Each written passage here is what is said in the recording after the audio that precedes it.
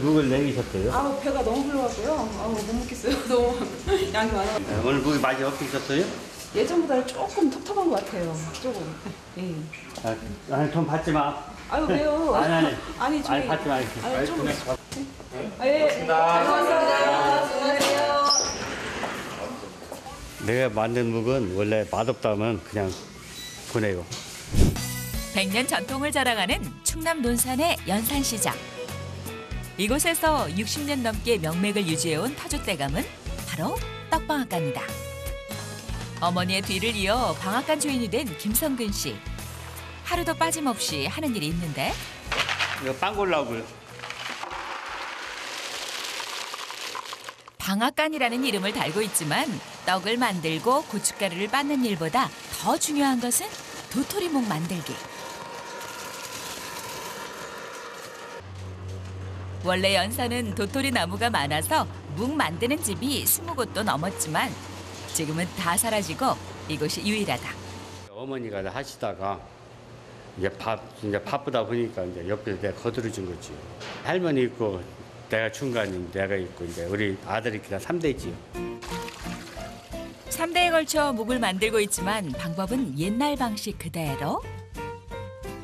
1차로 도토리 가루에 물을 부어 쓰고 떫은 맛을 우려내고 2차로 다시 물을 넣고 반나절 이상 두면 가루와 물이 분리되는데 윗물을 따라내면 통 바닥에 찰지게 가라앉은 도토리묵 재료가 나타난다. 이것이 바로 도토리 녹말. 처음 도토리 양에서 얻어지는 녹말은 약 50분의 1 정도. 양도 많지 않지만 이틀 동안 엄청난 힘이 드는 작업이다. 이제 마지막으로 뽀얗게 만들어진 도토리 녹말과 물을 일정한 비율로 섞어 30년 된 솥단지에 넣고 끓이면 되는데 이때 사용되는 연료는 가스가 아닌 화력 좋은 참나무 장작. 20년 된 기계로 눌지 않게 저어주면서 끓인다. 한 2시간 반 정도 걸려요. 끓이는데.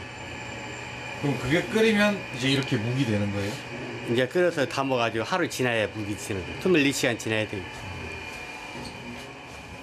매운 참나무 장작 연기와 함께 고된 도토리묵 만들기가 하루도 빠짐없이 이어져 온 방앗간. 묵이 끓어오르기 시작하면 도토리묵 일대 조정숙 할머니가 방앗간의 모습을 나타내시는데 아니 천지 뭐로 나오셨어요? 몇 건데 나와봤어. 도토리묵을 만드는 것은 아들과 며느리의 몫이지만 마지막으로 할머니의 검사를 통과해야 마무리가 된다. 도토리묵을 끓일 때에는 농도와 불의 세기가 가장 중요한데 그래서 40년 넘게 묵을 만들어 온 아들이 하는 일이라도 꼭 다시 한번 확인하는 일대 할머니다. 불 너무 센 거 아니냐? 아니 그래서 불 뺐어요. 너무 세가지고. 불이 너무 세면 안 돼. 약하게 했어요. 불 다 빼냈어요. 약하게. 세면 물어 안 돼. 확인해 놨나요? 확인해놔. 네? 불이 세면 확인해난다고. 지금 그 아드님 하는 거 보면 어떠세요? 잘해 아들이 하면 잘한다고. 될 것 없어 얘기하지 마. 아들 기술자 됐다고. 말은 그렇게 하지만 묵이 끓는 동안 솥단지 옆을 떠나지 못하는 일대 할머니. 20년 전부터 기계를 이용하고 있지만 항상 마지막엔 할머니의 손이 닿아야 비로소 제맛나는 묵이 된다. 그렇게 묵을 만드는 동안 60년의 세월이 흘러가고 처음에는 그저 6남매를 키우기 위해 시작한 일이었는데 이렇게 천직이 되어버릴 줄 누가 알았을까. 그렇게 도토리묵밖에 모르는 시어머니 밑에서 가업을 그대로 이어받은 며느리. 시집 온 지 40년이 되었지만 며느리는 아직도 시어머니를 따라갈 수가 없다. 언감생심 주걱이라도 잡았다가는 금세 빼앗기기 일쑤. 이렇게 끓일 때는 손도 못 대게 주먹을. 왜요? 할머니가 하야 그 물이 잘 됐나 못 됐나 본인이 보야 안다고. 집은 되게 세. 한참 동안 묵을 휘젓다가 마침내 맛을 보는 일대 할머니. 목 잘 됐어요? 잘 됐어. 잘 됐어. 됐어. 고맙더라도 되겠어. 할머니의 검사를 통과하면 다음은 며느리가 나설 차례. 팔팔 끓는 묵을 넓은 판에 퍼담아 묵의 모양을 잡는 것이다. 묵이 담긴 바가지가 꽤 무겁기 때문에 칼힘 좋은 사람이 맡아야 하는데 시집 오기 전부터 힘좋기로 유명했던 며느리는 단번에 이 일을 맡아 지금까지 해오고 있다. 나는 투기만 하고 할머니는 잘 됐나 못 됐나 그것만 보고 가만 보면 심쓰는 건 나 혼자 다야. 내가 힘이 센가 봐. 총각 때 말려가지고 내가 업고 댕겼다는 게 뇌물 고르려면. 이대인 남편은 도토리를 갈아 녹말을 만들고 일대 어머니는 묵이 끓는 상태를 보고 며느리는 묵을 퍼담는 일을 한다. 철저한 분업 시스템. 하지만 조금 서운할 때도 있다고. 우리 바깥 양반 나 묵 푸는데 혼자 저기가 서 있는 거 봐봐. 어디? 저쪽에 농협 앞에. 적당량을 만들기 때문에 큰 도움 없이도 세 사람이 꾸려올 수 있었는데 한 솥단지에서 나오는 양은 묵판 10개 정도. 도토리 묵 120개 분량이다. 일일이 사람 손으로 하다 보니 더 만들기는 힘든 상황. 어머니와 아들 부부는 큰 욕심 부리지 않고 정직한 도토리 묵을 만들고 있다. 방앗간에서 50m 거리에 위치한 도토리 묵 식당. 3대인 김재홍 씨가 출근을 한다. 부모님은 6시에 하루를 시작하는데 젊은 아들은 제일 꼴찌다. 뭐 이렇게 일찍 나왔어? 내가 일찍 나온 거냐 네가 늦게 나온 거지. 지금 시간이 몇 시간이지? 어차피 준비 다 했는데 천천히 나오면 어때?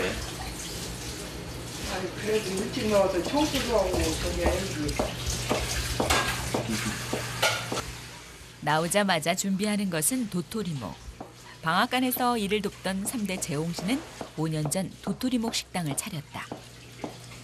이 묵은 저희 어머니 아버지가 직접 만드셔갖고 파는 거예요. 저한테 이제 대주는 거죠, 묵을. 하지만 주는 사람 생각은 다르다는데. 아 이놈의 새끼는 재료를 그렇게 대줘도 돈을 안 줘. 아, 그냥 대주시는 거예요, 그러면? 예. 아, 돈 받고 대주시는 게 아니라? 돈 받고 돈 받아야 하는데 조금 이제 여유가 있으면 이제 받아야지. 지금은 그냥 대주다가. 그러면 지가 열심히 더 잘해야 하는데 맨날 엄마만 믿고 얘기하는 아니 잘 될 때는 돈 줄 때도 있죠.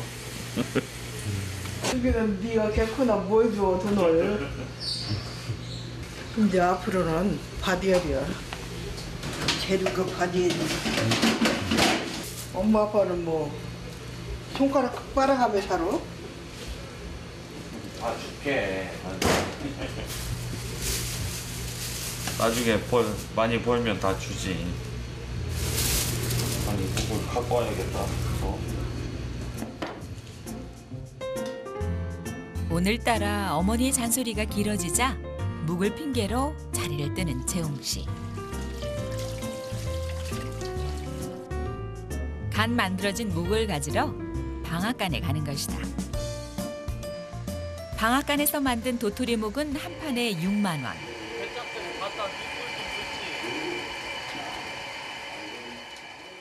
식당에서 하루에 쓰는 양은 보통 5판 정도. 하루 평균 30만 원의 재료비를 아들에게 지원해주는 셈이다. 돈도 돈이지만 어딜 가도 구하기 힘든 귀한 재료를 안심하고 쓸 수 있으니 그 든든함을 말로 다 할 수 없다.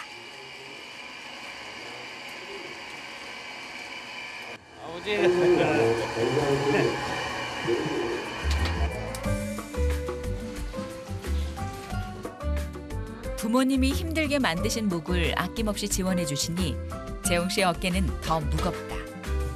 100% 도토리묵을 더 많은 사람들에게 알리기 위해 시작한 식당. 도토리묵의 맛을 살릴 수 있는 여러 가지 방법을 고민하고 연구하고 있는데 그중 하나가 육수를 끓일 때 사용하는 특별한 도구다. 이 도구를 사용하기 위해서는 먼저 대장간을 들러야 하는데 이 정도만 달고 저번에 너무 많이 달고 와서 시키는데 또 시켜서 했잖아.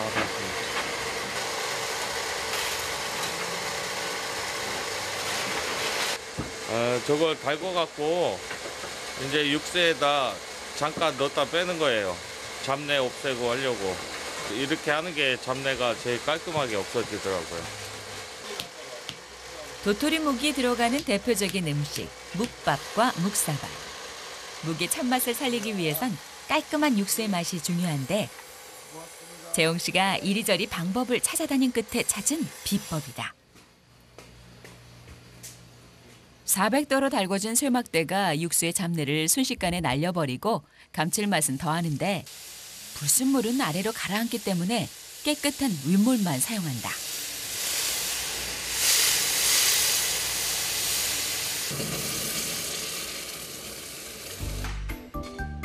점심시간이 되자 100% 도토리묵 맛을 보기 위해 손님들이 몰려왔다.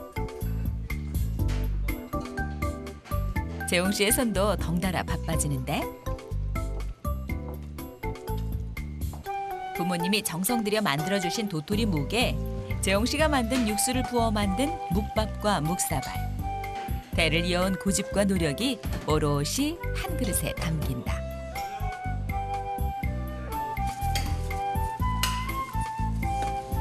얘는 이제 묵무침이에요. 간장 양념을 얹은 도토리묵 무침도 손님들이 자주 찾는 별미. 예전에는 도토리가 나는 가을부터 겨울까지만 먹을 수 있었다는 도토리묵. 이곳에선 가을에 미리 도토리를 사들여 창고에 저장해 놓기 때문에 사시사철 100% 도토리묵을 먹을 수 있다.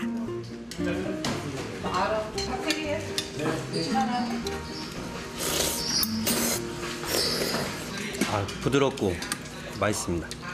담백하고 쌉싸름하고 하여튼 먹어봐야 알아요. 먹어봐야. 이렇게 많은 사람들이 찾는 별미라도 모든 입맛에 맞을 수는 없다. 손님들이 떠난 자리에 묵이 많이 남아있으면 힘들게 만든 사람은 속이 상하기 마련인데. 사장님 계산 좀 해주세요. 아니. 어제 묵을 내기셨어요? 아우 배가 너무 불러갖고요. 아우 못 먹겠어요. 너무 양이 많아가지고. 오늘 묵이 많이 없으셨어요? 예전보다 조금 텁텁한 것 같아요. 조금. 예. 아니 돈 받지 마. 아유 왜요? 아니. 아니 저희. 아니 받지 마. 아니 좀. 예. 잘 먹었습니다. 수고하세요. 내가 만든 묵은 원래 맛없다면 그냥 보내요. 아버지의 자존심을 모르는 것은 아니지만 이럴 때 사장인 아들은 속이 쓰려오는데 뭐가 문제인가 싶어 손님상에 남은 도토리묵까지 맛보는 아버지.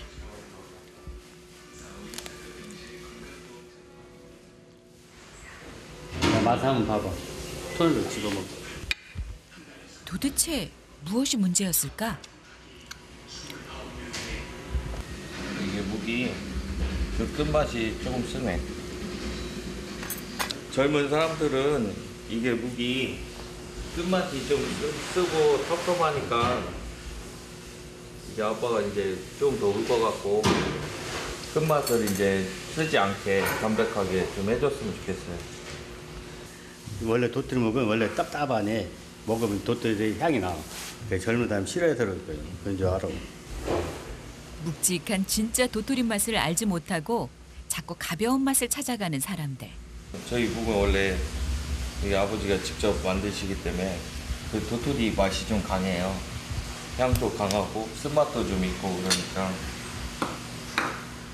가끔 안 맞는 분들이 계셔요.